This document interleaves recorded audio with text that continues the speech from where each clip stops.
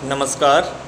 आज के ई व्याख्यान में हम बात करेंगे अनुच्छेद 352 और 356 में क्या अंतर है तथा अनुच्छेद 360 में जो वित्तीय आपात लगाया जाता है यानी फाइनेंशियल इमरजेंसी वो किस प्रकार लगाई जाती है, उसकी कालावधि क्या है और उसके प्रभाव क्या होते हैं।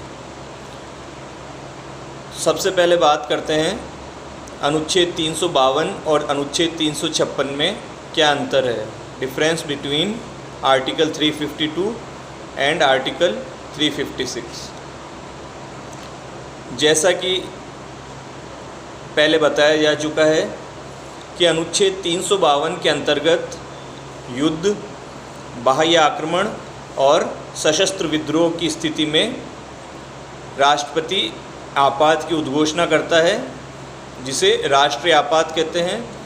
और अनुच्छेद 356 के तहत राज्यपाल द्वारा प्रतिवेदन मिलने पर या अन्य किसी प्रकार से राष्ट्रपति का यह समाधान हो जाता है कि राज्यों का प्रशासन सांविधानिक उपबंधों के अनुसार चलाना अब संभव नहीं है, तो राष्ट्रपति उस राज्य में आपात की घोषणा करता है, जो अनुच्छेद 356 के तहत राज्यों में संवैधानिक तंत्र की विफलता से उत्पन्न आपात कहलाता है।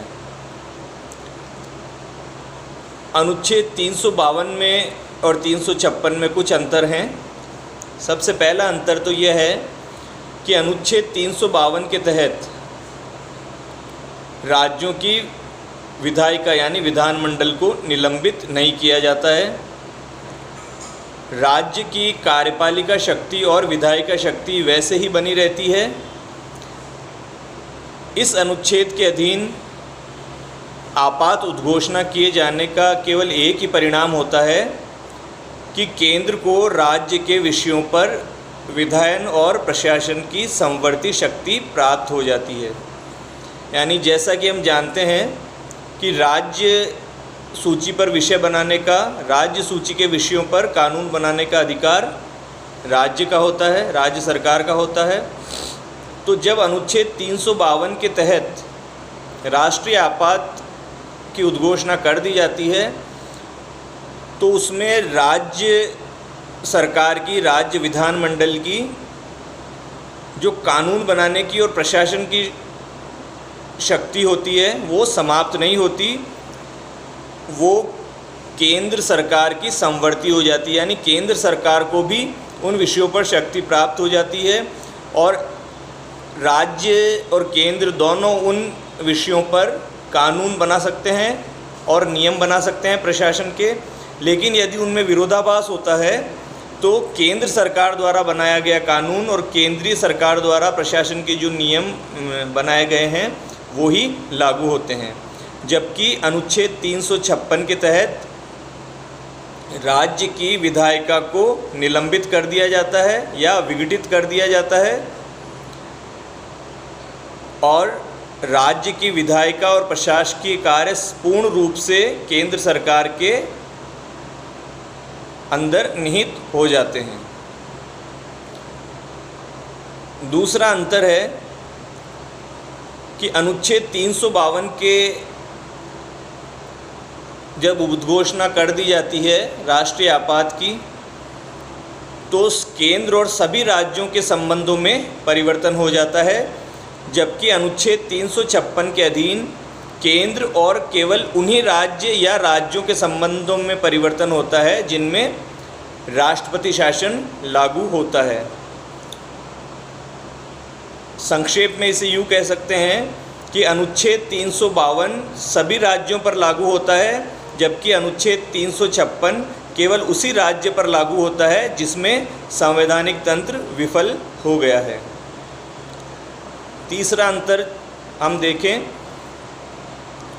तो अनुच्छेद 352 के अधीन अनुच्छेद 19 में जो मूल अधिकार नागरिकों को मिले हुए हैं उनका निलंबन हो जाता है तथा न्यायालय द्वारा उनके प्रवर्तन करने के अधिकार का भी निलंबन हो जाता है। यानी जब 352 के अधीन राष्ट्रीय आपात की उद्घोषणा की जाती है तो अनुच्छेद 29 में जो हमें 6 स्वतंत्रताएं प्रदान की गई है मूल अधिकार के रूप में, ना तो हम उनका प्रयोग कर सकते हैं, ना न्यायालय में इस बात के लिए याचिका दायर कर सकते हैं कि हमारे मूल अधिकारों का उल्लंघन हुआ है और उसका प्रवर्तन करने के लिए न्यायालय द्वारा आदेशिका जारी की जाए।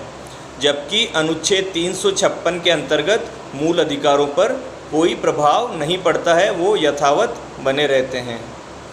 इसमें केवल केंद्र और राज्यों के संबंधों में ही परिवर्तन होता है और केवल उसी राज्य के संबंध में परिवर्तन होता है। परिवर्तन इस तरह होता है कि राज्य सूची के सभी विषयों पर कानून बनाने और राज्य के प्रशासन को किस प्रकार चलाया जाएगा, ये सारी शक्ति केंद्र में निहित हो जाती है। अब बात करते हैं अनुच्छेद 360 की। अनुच्छेद 360 आर्टिकल 360 में वित्तीय आपात यानी फाइनेंशियल इमरजेंसी के बारे में प्रावधान किया गया है। अनुच्छेद 360 ये उपबंध करता है कि यदि राष्ट्रपति को समाधान हो जाए कि ऐसी स्थिति पैदा हो गई है जिसमें भारत या उसके किसी भाग का वित्तीय स्थायित्व या साख यानी स्टेबिलिटी और क्रेडिट संकट में है, तो वह उद्घोषणा द्वारा उस बात की घोषणा कर सकेगा। 44वें संविधान संशोधन द्वारा अनुच्छेद 360 में महत्वपूर्ण परिवर्तन किया गया है। 44वें संविधान संशोधन अधिनियम से पूर्व जब 360 के अधीन वित्तीय आपात की उद्घोषणा की जाती थी तो अनुच्छेद 352 के उपबंध ही उसमें लागू होते थे, परंतु 44वां संविधान संशोधन द्वारा अनुच्छेद 360 का खंड 2 अपने आप में एक पूर्ण उपबंध बन गया है। इसके अनुसार अनुच्छेद 360 में की गई उद्घोषणा उत्तरवर्ती यानी किसी बाद की उद्घोषणा द्वारा प्रतिसंहृत यानी रिवोक यानी वापस ली जा सकती है या परिवर्तित की जा सकती है या उसमें कुछ फेरबदल किया जा सकता है। ऐसी उद्घोषणा तुरंत बाद संसद के दोनों सदनों के समक्ष रखी जाएगी और 2 महीने की समाप्ति के पश्चात प्रवर्तन में नहीं रहेगी यदि 2 महीने की समाप्ति से पूर्व उस उद्घोषणा का अनुमोदन करने वाला संकल्प दोनों सदनों द्वारा पारित नहीं हो जाता है। यानी 2 महीने का समय इस उद्घोषणा के लिए प्रवर्तन में रहने के लिए प्रावधानित किया गया है। जब और 2 महीने से अधिक ऐसी उद्घोषणा के प्रवर्तन के लिए संसद के दोनों सदनों द्वारा उसका अनुमोदन किया जाना आवश्यक है। परंतु यदि इस 2 माह की अवधि में यानी जो 2 माह का समय संसद के दोनों सदनों द्वारा अनुमोदन के लिए प्रावधानित किया गया है उसमें लोकसभा का विघटन हो जाता है उस 2 माह में और संकल्प राज्यसभा द्वारा अनुमोदित हो जाता है, यानी राज्यसभा द्वारा उसको स्वीकृति प्रदान कर दी जाती है और लोकसभा द्वारा नहीं होती है। यानी लोकसभा विघटित हो गई और लोकसभा ने उसका अनुमोदन नहीं किया, उससे पूर्व ही विघटित हो गई और राज्यसभा द्वारा उसका अनुमोदन कर दिया जाता है। तो उद्घोषणा उस तारीख से जब नई लोकसभा बैठती है 30 दिन की समाप्ति पे प्रवर्तन में नहीं रहेगी जब तक कि इस अवधि के भीतर उद्घोषणा के अनुमोदन का संकल्प लोकसभा द्वारा पारित नहीं हो जाता है। यानी जब राज्यसभा द्वारा उस उद्घोषणा को स्वीकृति प्रदान कर दी जाती है, उसका अनुमोदन कर दिया जाता है, परंतु लोकसभा द्वारा स्वीकृति प्रदान करने से पूर्व ही लोकसभा का विघटन हो जाता है, तो नई लोकसभा के गठन की प्रथम बैठक से 30 दिन के अंदर लोकसभा द्वारा अगर उस उद्घोषणा को अनुमोदित कर दिया जाता है तो वो उद्घोषणा प्रवर्तन में रहेगी, अन्यथा वो प्रवर्तन में नहीं रहेगी। ऐसी अवधि में जब ऐसी उद्घोषणा प्रवर्तन में है, संघ की कार्यपालिका शक्ति किसी राज्य की वित्तीय मामलों संबंधी ऐसे सिद्धांतों का पालन करने के लिए निर्देश देने तक जैसा कि निर्देशों में उल्लेखित हो तथा जैसा कि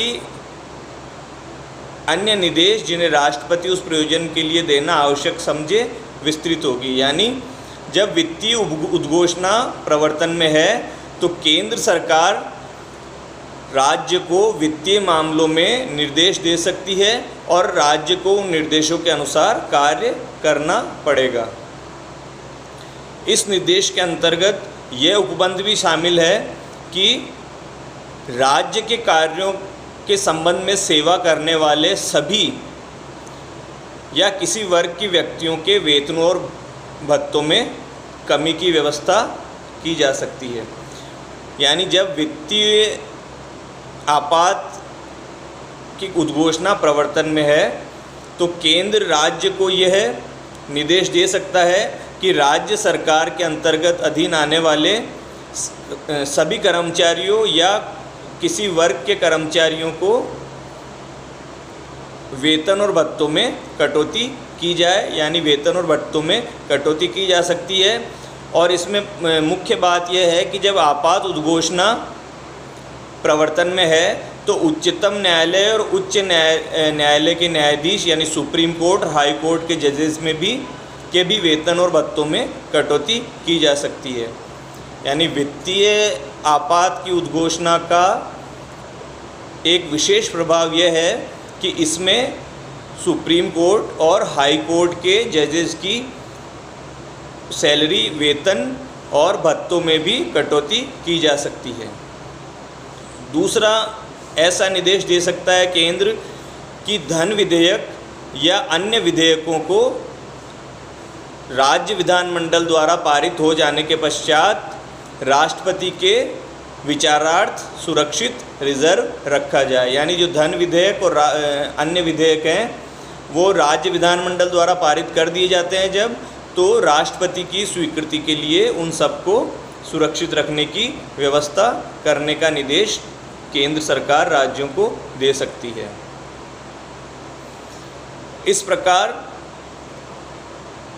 हम देखते हैं कि वित्तीय आपात की उद्घोषणा की अवधि 2 महीने होती है और उस 2 महीने के अंदर संकल्प द्वारा अगर संसद के दोनों सदनों से वह अनुमोदित हो जाती है तो 2 महीने की समाप्ति के पश्चात प्रवर्तन में रहेगी, अन्यथा प्रवर्तन में नहीं रहेगी।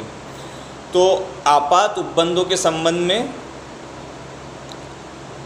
जो प्रावधान है आज समाप्त होते हैं।